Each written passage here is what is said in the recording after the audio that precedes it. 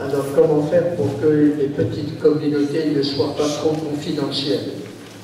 Et oui, dans beaucoup d'endroits, déjà ça existe. Il faut bien dire que l'Église actuellement est déjà un peu à deux structures. Une partie officielle qui se voit dans les réunions officielles et une autre des chrétiens qui se réunissent entre eux dans des communautés de base, de quelques noms qu'on les appelle sous quelques formes qu'elles se rassemblent. Bon. Et donc, bien sûr, autant que possible, il est bon d'être un bon nombre. Mais peut-être que le moyen, c'est aussi d'inviter des gens qui ont envie de réfléchir avec nous à nos problèmes, aux problèmes d'évangile, et ainsi déjà d'étoffer nos communautés.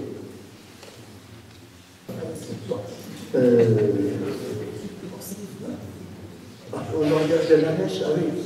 Ah oui, que le langage de notre messe ne soit pas, c'est certain, et n'est pas compréhensible par beaucoup de gens. C'est pourquoi il y a des gens qui font des célébrations sans pour autant reprendre ni les paroles, ni les formes, ni les symboles qui sont pratiqués de manière officielle dans l'Eucharistie publique. Et je crois qu'il faudra faire preuve de beaucoup d'inventivité pour cela. Comment concilier la laïcité vécue dans nos quartiers avec l'annonce du message évangélique? Comment concilier la laïcité vécue dans nos quartiers avec l'annonce du message évangélique? L'annonce du message évangélique, ce n'est pas forcément d'aller lire, ce n'est même pas du tout d'aller lire l'évangile sur les places publiques. C'est d'abord nous-mêmes de le traduire en action. Qu'est-ce que c'est de dire? Qu'est-ce qu'il y a dans l'évangile? Quand on voit Jésus laver les pieds des apôtres, qu'est-ce que ça veut dire? Et ça, nous le faisons. Donc on n'a pas besoin d'aller lire l'évangile du lavement des pieds. Alors peut-être un moment viendra où nous le lirons. Et nous lirons le commentaire de Jésus, ce que je vous ai fait. Faites-le vous-même entre vous. À propos de laïque, pas tout à fait de laïcité, quel est le contenu du concept du peuple de Dieu? Vous l'avez abordé, mais médité par le Concile Vatican II. Vous savez que quelle organisation pour les laïcs? Ce concept qui nous paraît banal a suscité beaucoup de difficultés au Concile Vatican II. Justement, le mot peuple, qui est un mot de langage démocratique. Bon, d'ailleurs, Saint Paul n'emploie jamais cette expression, le peuple de Dieu. Et sans doute le réserve-t-il pour le peuple juif qui le revendiquait. Donc, nous ne revendiquons pas d'être un peuple à part, comme si Dieu ne s'intéressait qu'à nous, qui sommes son peuple. Notre Dieu est le Père de tous les hommes. Il n'a pas de peuple particulier. Voilà déjà une vérité qu'il faudrait se mettre en tête. Alors voilà une question, je me permets, peut-être que bien d'autres que moi ont lu, mais ça, je me permets de vous faire un peu de publicité, si l'on peut dire. Ça peut renvoyer à un magnifique article que vous aviez écrit dans Études, je peux me rappeler que c'est en janvier 2011. Alors voici la question.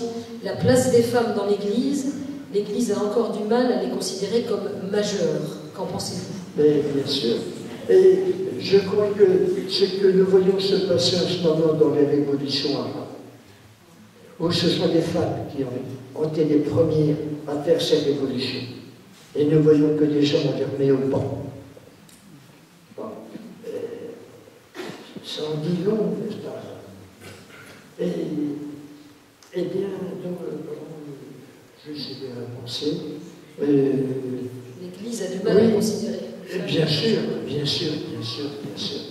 Eh bien, heureusement que les femmes prennent la parole maintenant, dans l'Église. Et il est bon de se rappeler que les premières messagères de l'Évangile à qui Jésus a confié l'annonce de sa résurrection, c'est les femmes. C'est les femmes.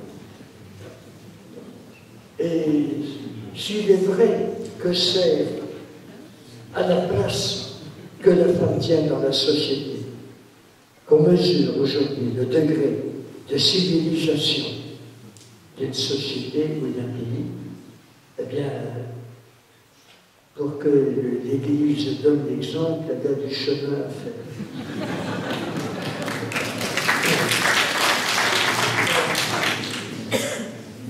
Comment être un chrétien moderne quand la curie romaine sabote ce qui se vit à la base et remet en cause ce que Jean-Paul II a eu tant de mal à faire bouger?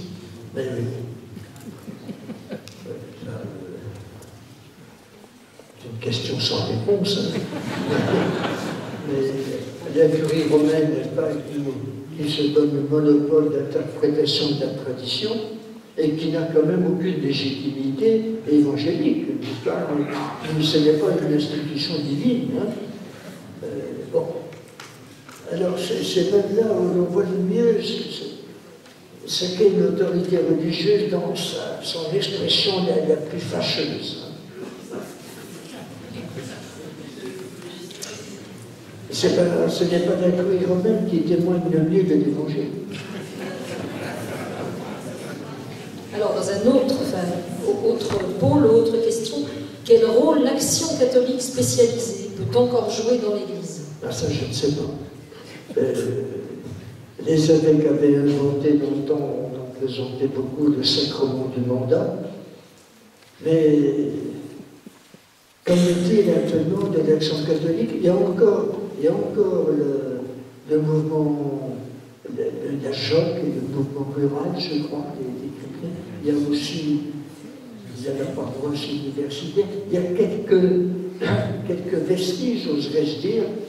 Je ne sais pas s'il y a encore une organisation. Oui, sans doute, oui. Il y a par exemple l'église, comment dans le monde, comment l'appelle-t-on?